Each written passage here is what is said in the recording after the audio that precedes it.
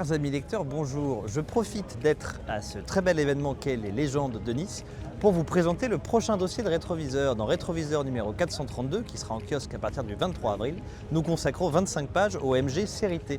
Nous sommes ici au stand du MG Club de France, qui a eu l'excellente idée de ramener une TC et une TD. Alors, dans les magazines, vous le verrez, nous avons essayé longuement une TA et une TF, à savoir la première et la dernière. Nous avons peu parlé des TC et des TD, c'est l'occasion justement de les détailler. Alors moi, j'ai appris plein de choses en écrivant et en relisant ce dossier, puisqu'en fait, il y a un jeu des 7 erreurs qui est génial. Ces voitures passent leur temps à bouger dans des détails plus ou moins importants, et certains sont très visibles.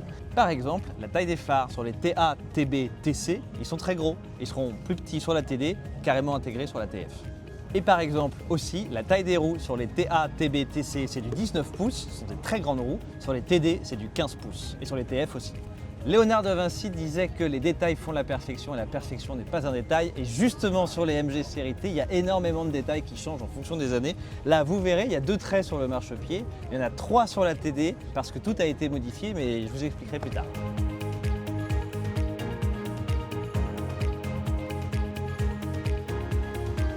Alors il y a plein de choses très rigolotes à l'intérieur d'une MG Série T, notamment le pédalier qui est un des plus étroits que j'ai jamais vu de ma vie. On appuie sur 2 pédales quasiment en même temps.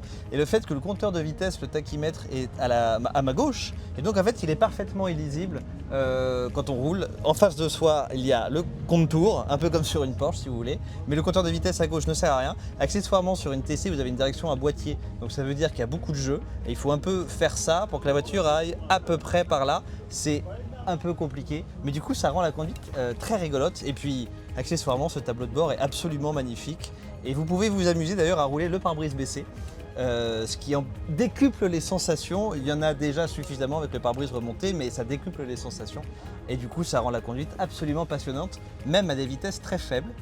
Changement d'ambiance à bord de la MG-TD qui a donc remplacé la TC. Première bonne surprise, le volant est à gauche. Grâce au marché américain, MG a développé une conduite à gauche, ce n'était pas le cas avant. Le fameux volant est enfin précis parce que la direction est à crémaillère. Vous voyez, il n'y a pas de jeu. Et puis les compteurs sont en face de moi, ce n'était pas le cas auparavant. Ça rend la conduite beaucoup plus pratique et beaucoup plus moderne.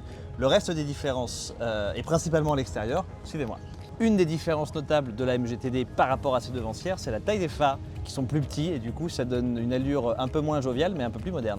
Très grosse différence esthétique entre une TC et une TD, peut-être la plus grande différence esthétique d'ailleurs, c'est la taille des roues. On passe d'espèces de roulettes de bicyclette de 19 pouces sur la TC à des roues de taille normale, 15 pouces en l'occurrence, sur la TD et sur la TF plus tard. Alors je vous avais dit qu'on allait reparler des 2 petites barrettes sous la portière qu'on avait vues sur la MG-TC. Si vous observez bien, vous en voyez 3 sur la TD. Et bien pourquoi? Tout simplement parce qu'en fait la MG-TD, malgré une allure tout à fait similaire, reçoit beaucoup de modifications. Le châssis a été profondément revu pour pouvoir accueillir la possibilité d'une conduite à gauche, pour le marché américain principalement, des roues avant indépendantes, il était temps, ainsi qu'une direction à crémaillère qui modifie considérablement la conduite de l'automobile. Toutes ces modifications sur le châssis se voient avec ces 3 petits traits alors qu'il n'y en a que 2 auparavant.